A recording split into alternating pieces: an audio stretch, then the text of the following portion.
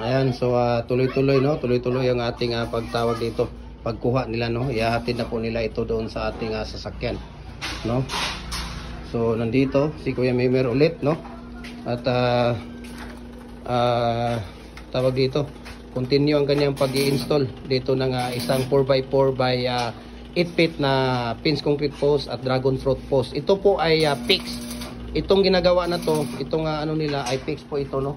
4x4 by 8 feet na pins concrete post at dragon fruit post. Ito po ang fix, no? Yan. So ito po yung fix. Ayan, papakita ko po sa inyo. Ito po yung fix.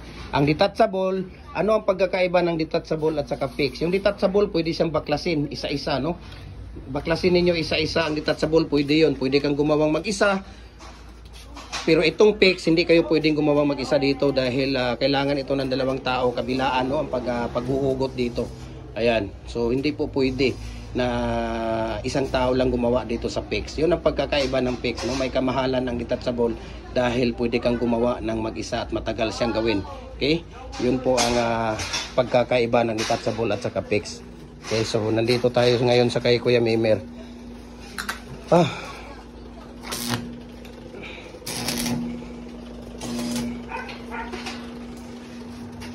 Mga sekreto ni Kuya Mimer dito sa ano niya.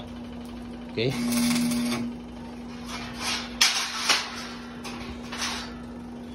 Kaya sa ano Kuya, Miyerkules, yung isa, pwede natin makuha. Isang set na ito. Fix din. Miyerkules.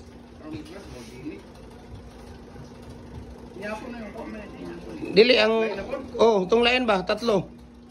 Kahit na isa doon. Basin og pwede nimo makuan Kuya ang isa. Mahimo nimo ang isa kay giahak nga nakaligtaan man ako ning isa bay. Nakaligtaan ako unya bayaran siguro ta ka. I-transfer na ako tanan sa GCash ang tulo na pud nimo nga imuon. Ayan.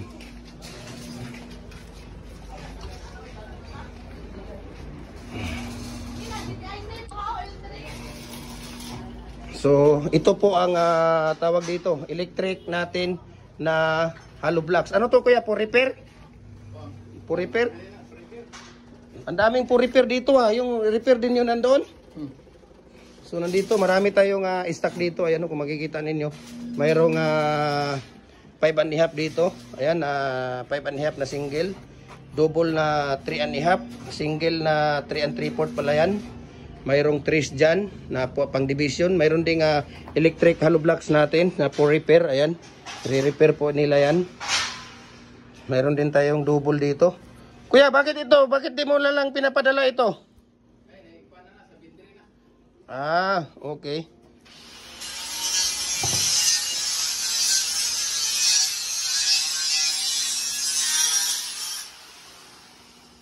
I-Gcash ko na lang ang 27, yung tatlo para next week. Gcash ko na lang Dahil nakalimutan ko magdala ng chiki. Magmamadali ako na grabe, ihi lang ang pahinga natin ito. Ayan si Kuya Mimer dito. Okay. Mga tinitira ni Kuya Mimer dyan.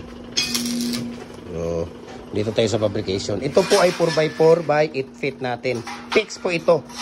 Okay? Ito po ay fix. So, mayroon siyang pangkundim. Ayan Ito yung pangkundim niya kung nakikita niyo yan. Yan ang pangkundim ito. Pwede kang gumawa ng dyan. 4 feet, 5 feet, 6 feet hanggang 8 feet po ang pwedeng gawin niya. Okay? So, Kuya, hindi na ako magtatagal siguro Hindi na ako magtatagal dahil anong oras na at ang daming delivery doon. Maraming tao mga ngayon, maraming pira mga kababayan natin ngayon dahil nagmudmud tayo ng pira kagabi. Biro mo kagabi, nasa mga 25M yun. Yung namudmud lahat, grabe. Ang daming pira ng mga tao. Kabilaan yung kabilaan yung tawag dito kabilaan ang tanggap. Grabe yung pira.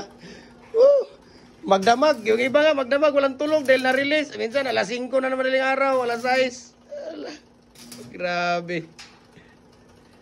Ayan, so, maraming salamat. God bless po sa ating lahat. Kuya, Ayan. So, follow na po kayo sa ating Facebook page. Gym Hardware, ang Kukulamber, ang Concrete Products. Ayan, Balulang Brands. Gym Hardware, ang Kukulamber, ang Concrete Products. Kanituan Brands.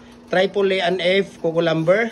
Yung ating personal Facebook account natin, Felix Tan Pagikan Jr. Yung ating tawag dito, Instagram account natin, Felix_Pagikan 2000. Ang ating YouTube channel, Gym Hardware, ang Kukulamber, Concrete Products. Ayan, follow kayo doon dahil lahat ng mga ratio natin nandun sa YouTube. Sa lahat ng ating ratio mixing tips natin sa paggawa ng bricks, hollow blocks, decoratives, culvert natin, RCPC pipe natin, baluster, tipi ng manok, lahat po ng mga concrete products natin. Nagko-customize din po tayo, no, as per sa inyong mga design. No, ipapakita natin ni Kuya Mimer kung kayang-kaya niya or hindi pa niya tawag dito. Ayan, so maraming salamat. God bless po sa ating lahat. Ayan, si Kuya, anong pangalan mo kaya ulit, Kuya? Lloyd. Si Kuya Lloyd at si Kuya Ray. Maraming salamat, Kuya Ray, ha? Si Kuya Lloyd, no? Kung wala sila, talagang wala tayo. Hindi tayo makakatulong sa ating mga kabay, especially sa Luzon, Visayas at saka sa Mindanao. Nagde-deliver tayo, walang problema. Ayan, maraming salamat and God bless po.